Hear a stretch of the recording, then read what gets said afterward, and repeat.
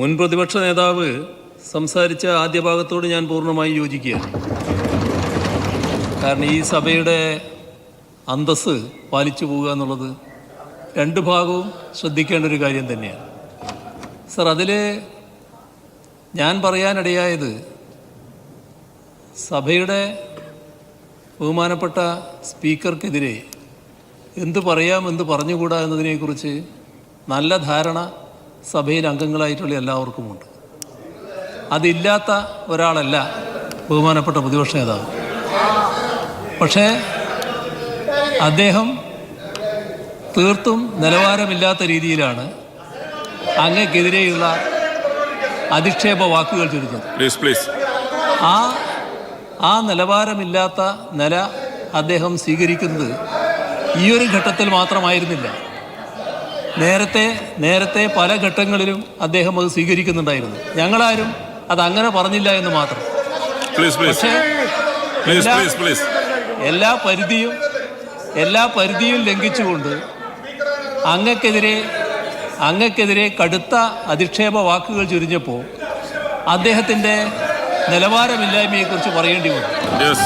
Sir, ആ നിലവാരമില്ലായ്മ അദ്ദേഹം ഇപ്പോൾ വന്നതിന് ശേഷവും ഇവിടെ വെളിവാക്കുകയാണ് ചെയ്തത്. സർ, അദ്ദേഹം എല്ലാ ദിവസവും പ്രാർത്ഥിക്കുന്നുണ്ടെങ്കിൽ നല്ലത് തന്നെ. ആ പ്രാർത്ഥന എന്താകാനാണ്? എന്താണ് അദ്ദേഹം ഇപ്പോൾ വെളിപ്പെടുത്തിയത്? ഇവിടെ അഴിമതിക്കാരനാകരുതേ എന്നാണ് പോലും അദ്ദേഹത്തിൻ്റെ പ്രാർത്ഥന.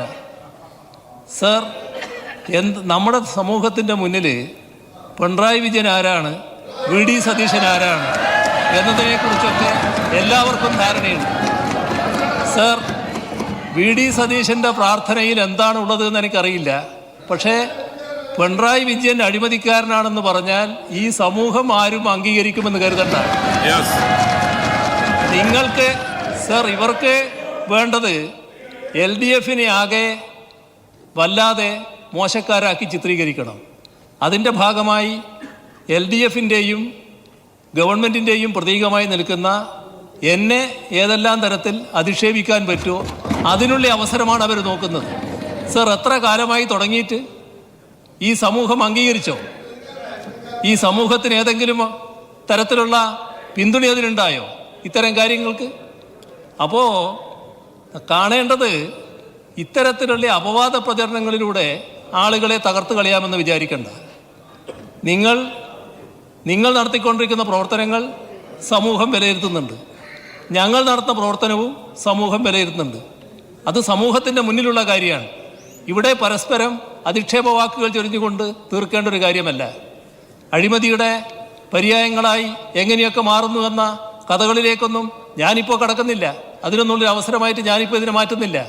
പക്ഷേ സമൂഹം എല്ലാം കാണുന്നുണ്ട് എന്ന് മനസ്സിലായിക്കൊള്ളണം.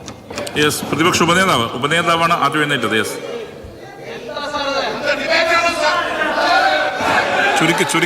അല്ലല്ല, ഞങ്ങൾ മുഖ്യമന്ത്രി പറഞ്ഞപ്പോൾ കേട്ടോണ്ടിരുന്നില്ലേ? മുഖ്യമന്ത്രി പല പ്രാവശ്യം ആവർത്തിച്ചാണ് ഈ നിലവാരമില്ലായ്മ